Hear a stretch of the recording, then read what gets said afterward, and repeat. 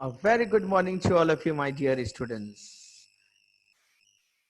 You are all welcome to your favorite YouTube channel, National Let's Learn Together. Today, I'm going to start one new chapter in grade 10, and that is very, very important from the point of view of your board examination. And the name of the chapter is Nationalism in India. That is Desh Bhakti. That is the love toward your nation, identifying yourself about in your own nation. And if you feel that you are from your own nation and you support for its interests, you feel love and pride towards your nation, then it can be said that you have the sense of nationalism among you. You really feel about your country. You also take pride of your nation. In Hindi, you can say nationalism is Desh Bhakti, compressly Rashtriyata or Rashtrivad. So, from this chapter, it is certain that you might get one question of 5 marks in your board exam. An extra 2 marks question are also there in your map work also. So to in total you can secure 7 marks from this chapter out of those 20 marks in history. I would like to tell you once again, 7 marks out of 20 marks are from this chapter. You can attempt 7 marks question because one 5 marks question and two question of 1 mark each in map work you can get in your board examination. Or that 5 marks question may be distributed into two different questions also, 3 plus 2, 2 plus 3, like this. But it is quite certain that out of 20 marks, 7 marks question will be there from this chapter. That's why I have started this chapter. It's very, very important. So let us see what we are going to read in this chapter. We are going to learn about the consciousness of nationalism which emerged among the people of India. Means the starting of the feeling of nationalism, that is Desh Bhakti, among the people of India. How did it started? How did people started? How did people start to feel the spirit of nationalism among them? We are going to pick one story from 1920s, and we are going to study national non-cooperation movement as well as civil disobedience movement in this chapter. We will also explore the steps of Congress which helped to develop this national movement. We are going to also study the different social groups participated in the movement. It's different social groups. How did they participated and why did they participate and what were the result of their participation? We are going to learn in this chapter. How nationalism captured the imagination of people. What did the people, or you can say, what did the nationalist Deshbhakt, what have they done to create this imagination of nationalism among the people? So that is the brief of the chapter that we are going to study in this chapter. Now let us start from here, from this image. You can see a lot of gatherings is there. People are around, and I think that they are looking for some type of meeting. So this was the scenario of that time. That time means that is after the First World War. That was the scenario of India. That was a common thing going on in India. Mass processions or parade you can see on the streets, which became a very common feature during the national movement. Means people used to collect together and gather together and start their national movement, like slogans, protesting, and many leaders guided them also. So we will see how they have guided, who were there. So first of all, we will have to go through the reasons. What were the reasons that created the link between two different things: anti-colonial movement and the nationalism and the growth of nationalism among the people? Now let me clear one by one. Anti-colonial movement, the movement which was against the Britishers by the people who were living under their colonies. Now, what are those colonies? Suppose if a country capture another country, so in that case the country which is captured है ना, is known as the colonized. So the people who are living there are also known as colonial people. So the movement which is done by them against the British people, against the British officials, British government, were termed as anti-colonial movement. The protest done by the people against the Britishers, known as anti-colonial movement. And it helped the people to create or think about their own nation, that India is their own country and the people who are ruling India are not from their country, they are the foreigners, they are the Britishers. So that helped them to create the sense of nationalism among themselves about their country also, that India is their country. So that helped them to create or growth of nationalism among the people. So I will discuss with you all the 4 points regarding this one. Number one, that is shared bond. When people started discovering that their unity with for struggle with colonialism, means the people have united together to struggle or to fight back against the Britishers, that is known as anti-colonial movement, because everyone was cursed, means the enemy of everyone was the same person, was the same government. So there is a proverb that if the two, if the enemies of two people are same, then those two particular group of people used to unite them, used to unite and fight against the enemy. So that was the thing happened in India also, because every colonies or every group of people, every social group of people were crushed by the Britishers. So the enemy for all of them was one. So the people united, and now it created a bond between the different groups of or different communities of people. It created a bond like that, they united together because their enemy was the same person, same government. So that is the first point you can write over there, that everyone was crushed under colonialism, which provided a bond, shared bond. People were sharing a bond, means they were all connected together, tied together against this British government. Next point that you can write over there, that love towards their culture. Yes, the people of India and throughout the world also, but the people of India especially love their culture the most. And what the European powers, means the Britishers, was saying over here, and they were trying to consider and they were trying to force on the Indians their own culture modern culture, civilized culture. They were thinking that the culture of the Britishers are more civilized, are more modern and more superior than the culture of Indian people. So that also created a hatred among the heart of the people, because they tried to impose, or you can say they tried to force their culture on the Indians. And their culture, you might say, you might know that they were wearing Western dresses and a different type of their feelings. They were not happy and they were not connected together also. So they wanted to force their culture on the Indian people, which created a hatred for them among the people. And hate is always very dangerous. Next point you can point out over here, that the idea of satyagraha also. Gandhiji, Gandhiji used satyagraha, that is search for the truth against the Britishers, and he also promoted. Gandhiji helped a lot to promote the strength, or you can say to promote the spirit of nationalism among the people. So Gandhiji is also one of the reason who helped Indian to get the feeling of nationalism among them, Desh Bhakti ka feeling. And the last one, the united struggle. As the people were united and they were struggling against the foreigners, so they were all united, and that also created a spirit of nationalism among the people. So the united struggle is also one of the points that you can mention, and it can give you near about 3 marks.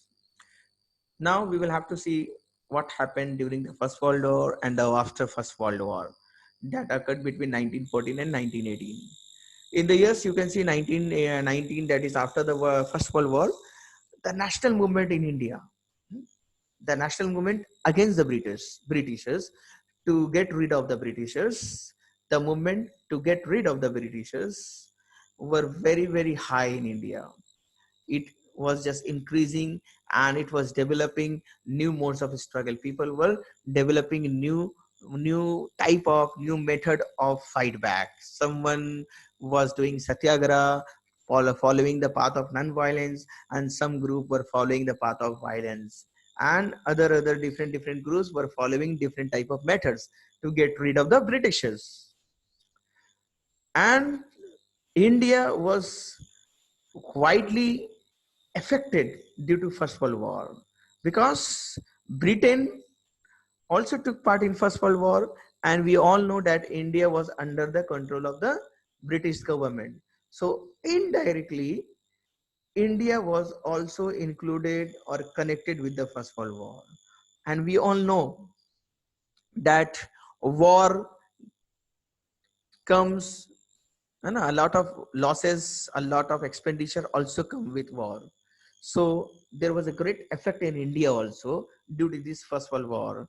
And in the later part of the class 10 history syllabus, we will also learn that India got some benefits also with the First World War.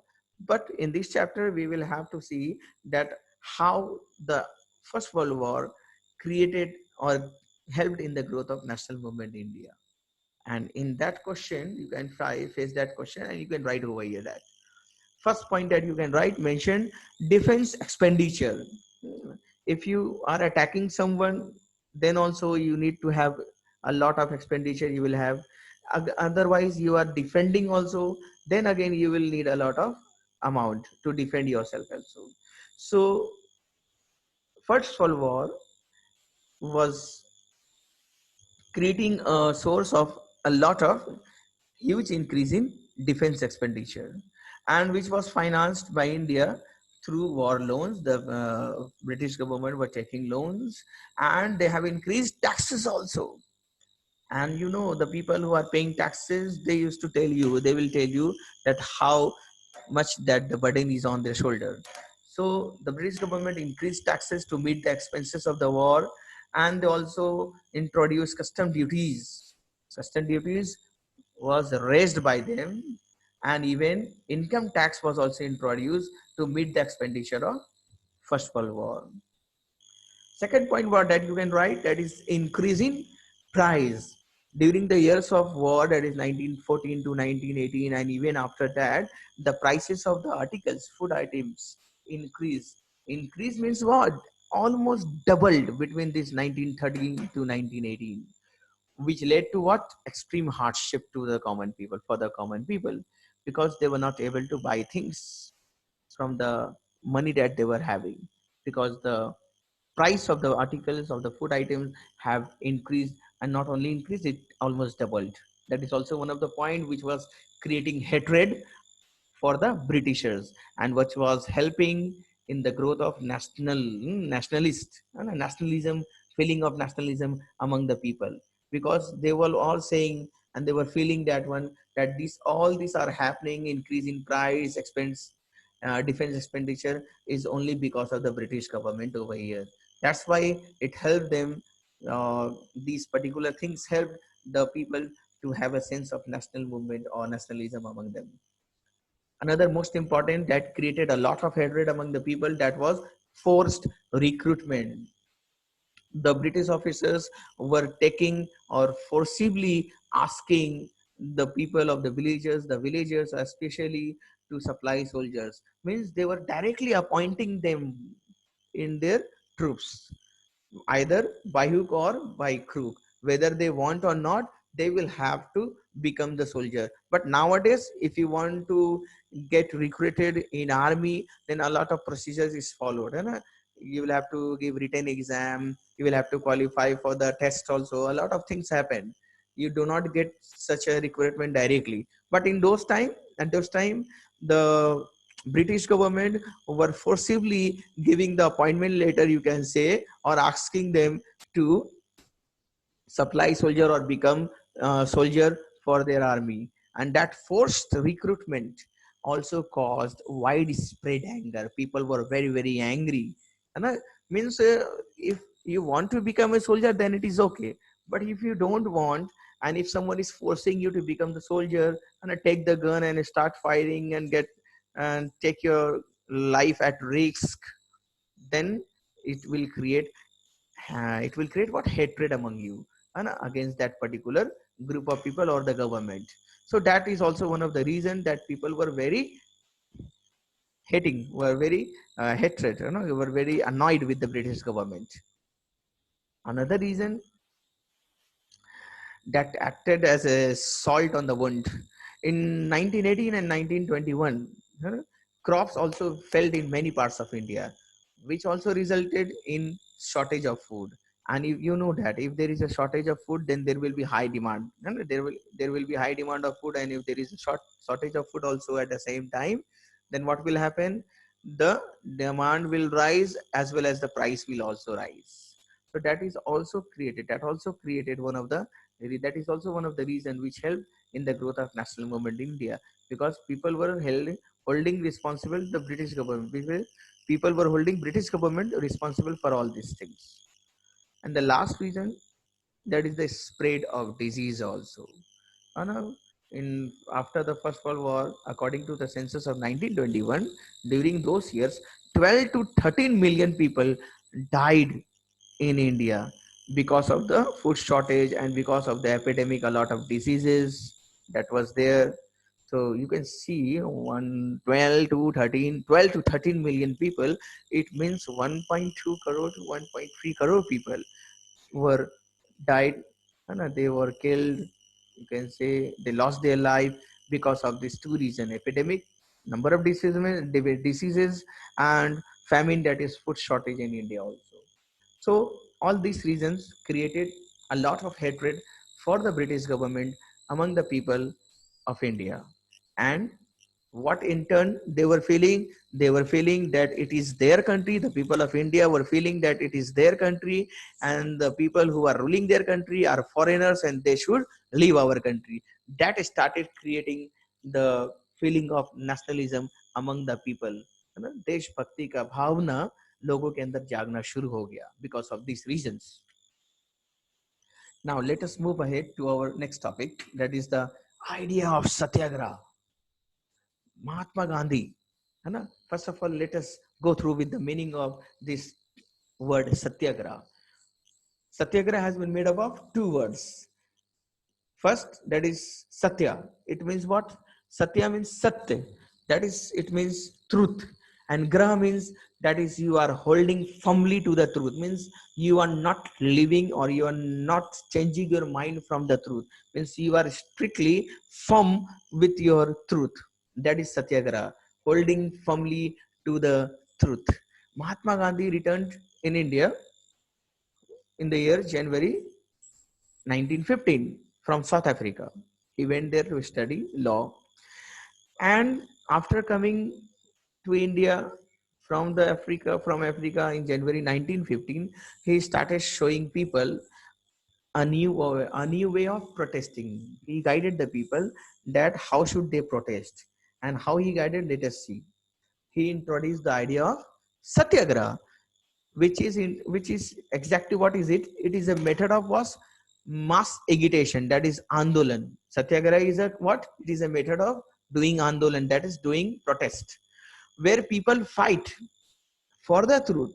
Well, people fight for the truth only, but they fight for the truth through the path of non-violence. Means they do not put their hands on others. They do not fight with each other. They do not use weapons. They try to convince people. Means the people who is oppressor, who is doing wrong, the people who are doing wrong, and the people who are getting oppressed, they try to convince the other people that the idea of truth, or convince their words or their problems. The idea of satyagraha highlighted the power of truth, and it also highlighted that there is a need for the search of truth. First of all, you have to be with the truth, then only you can win that battle. And with by following the path of satyagraha, it means what? You will have to convince the other people that you are, whatever you are saying, that is correct. Whatever you are asking, whatever is your demand, is absolutely correct. You will have to convince, you will have to not fight. You don't have to force the others to accept your truth, to accept your feelings, to accept your views. You don't have to force others. By following the path of Satyagraha, you will have to convince others. If, see, Satyagraha suggested that if the cause was true, if you are really fighting for the truth, and if the struggle was against injustice, and if you are really fighting for injustice, then physical force was not necessary. You don't have to apply physical force. You don't have to fight with the oppressor. Oppressor means what? अत्याचारी, जो आप पर जुल्म कर रहा है, अत्याचार कर रहा है. You will have you will not have to use physical force on them. That is the path of Satyagraha. You will have to convince the other party without seeking vengeance. You don't have to think that you will take revenge, है ना? Because the other people is doing wrong and you are going to fight and you're going to take revenge. आपको ऐसा नहीं सोचना है. By following the path of Satyagraha, you don't have to be aggressive also. You don't have to be aggressive. आक्रामक भी नहीं होना है. Because a Satyagrahi could win the battle through non-violence. That the idea of Gandhiji was. Gandhiji was saying that if you are really fighting for the truth, if you are really fighting for the injustice, then physical force is not necessary. You can win that battle by following the path of non-violence. That was the thinking of Mahatma Gandhi. That was the suggestion given to the people. That was the guidance given to the people by Mahatma Gandhi. That don't fight. Just do satyagraha, means do your protest, but silently, by following the path of non-violence. See, that the point number 6 is very, very important. People, including the oppressors, have to be convinced. That was I was telling you, that you will have to convince the oppressor, means अत्याचारी को आपको convince करना होगा, that to see the truth. उसको सच्चाई दिखाना होगा. You will have to show him the truth. Instead, you don't have to force. Instead of being forced to accept it, you will not have to force the truth on that person. You will have to try and convince him or show him the right path, and show him and tell him the exact logical reasons behind your protest or behind your problems. You will have to show that person, means that oppressor, अत्याचारी को आपको बताना होगा, proof करना होगा that you are on the right path and the other people is on the wrong path. You will have to convince. Do not fight with that people. So let us move ahead. What happened next? See, Gandhiji, what Gandhiji has told, that by this struggle, means by following the path of Satyagraha, truth was bound to be victorious. Means you will be on the victory side if you are following the path of non-violence, and if you are really fighting for the truth. Then it means he is saying that सच्चाई की जीत होके रहेगी. Truth will always be victorious if you are really fighting for the truth, and if you are really fighting for the injustice, or if you are really with the truth, then you will get victory that is 100% guaranteed. Was suggested by Gandhiji. That's why he was saying that truth was bound to be victorious. Now, Gandhiji not only told all these things theoretically, but he practically showed the people also that how to do satyagraha, how to organize satyagraha, and how to do protest against the oppression. See, after coming back to India, Mahatma Gandhi successfully organized few satyagraha in different places, and we are going to discuss about them. First, as you know, that he landed in India in 1915, and the next year in 1916 he traveled to Champaran in Bihar. And what he did there, by going to Bihar, by going to Champaran in Bihar, that was his first satyagraha. He tried to convince the peasants, he inspired the peasants to struggle against the oppressive, that is Atyachari. So he tried to convince the people against the British government, because at that time there was a indigo plantation system was going on. With plantation system, workers were working in the indigo plantation. Indigo is a type of plant which was very crucial and it was very important for the Britishers. So people who were working in the plantation system, they were having some problem. So Gandhiji went there and tried to help them, tried to convince them that how should they protest, how should they put their words or convince the British government. So why was the people were having problem there? Because of the high land revenue. Means the Britishers asked the people or the farmers to pay high land revenue, that is high rent, है ना, or you can say in the terms lagan, है ना, ज्यादा लगान मांगा जा रहा था उनसे. They were asked high land revenue, that is lagan, that is the, you can say, tax also, which was imposed on the farmers by the Britishers. So people were getting trouble with this particular high land revenue system. So they were struggling, they were fighting back. So Gandhiji went there and tried to convince them and showed them the path of satyagraha, showed them the path of non-violence, and that was a very successful satyagraha. It means what? That the British government reduced the land revenue. That was a great success for Mahatma Gandhi and his satyagraha movement. In 1916, he also organized satyagraha to support the peasants of the Kheda district of Gujarat. Now, at second, in 1917, he went to Gujarat. And where was he? In Kheda district of Gujarat, Kheda district. People were affected by crop failure there. And a plague epidemic also was there. Means crop failed in Gujarat. Even there were some diseases also. People was just struggling to live their life. And they were struggling to earn their livelihood also.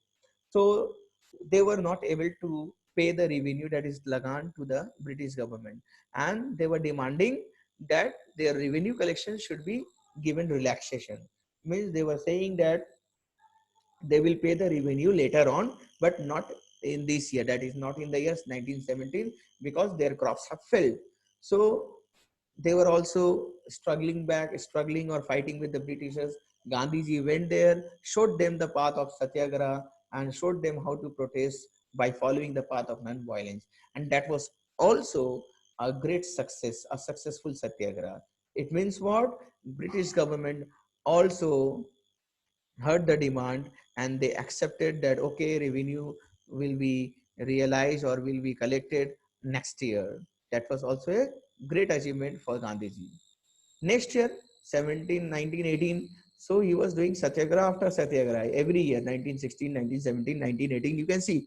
And in 1918, he went to Ahmedabad, again one of the district in Gujarat, and he organized a satyagraha movement among cotton mill workers. Means now he was with the cotton mill workers. And what were the demand of the cotton mill workers? Why they were struggling? Why they were fighting with the Britishers? Because they were getting low wages. British government was paying low wages to them and asking them to work more and more, but they were getting low wages. So the demand was to give high wages, more wages, or increase the wages. So again, the his satyagraha philosophy motivated people. Means Gandhiji went there, motivated people that you should do satyagraha like this, and by following the path of non-violence. He tried to train people and make them understand that they don't have to fight with the physical force. They just, if they are on the right path, then though they don't have to use physical force. They can win the battle, win this particular, and get their demand fulfilled by following the path of non-violence. So Gandhiji was with them, and he protested with them by following the path of non-violence, and they got, see, the result of the satyagraha. And the people, the worker of the cotton mill workers, immediately got hike in their salary. Hike means increase in their salary from the mill owners. The mill owners increased their salary. Even when faced with starvation, see, the condition was very worse when the cotton mill workers were struggling or doing protest by following the path of non-violence. See, they were facing the situation of starvation. That is, they were not having food to eat. They were not having anything to eat. At that time also, the workers continued to strike. Means they were regularly protesting. Even they were empty stomach. That help them to get success. And Gandhiji was there to guide those people. So these are the three major satyagraha, and that were all these were very very successful satyagrahas by Gandhi ji. So you might get or face question from this part of the lesson also, that you might be asked why Gandhi ji organized satyagraha in 1917 in the district of Kheda in Gujarat. What was the reason? Like that, you may be asked regarding 1918 and 1916 also. So try to remember the year, the name of the place, and why the what was the reason of the satyagraha. That is all from this video. In this video, in our next class, we will move toward our next topic, that is the Rowlatt Act and the Rowlatt Satyagraha. Those who are new in this channel, please subscribe and like the video and share it with your friends and relatives so that they can also learn this chapter in an easy way. And please press the bell icon also, so that whenever I will release the next part of the lesson, you will get the confirmation email.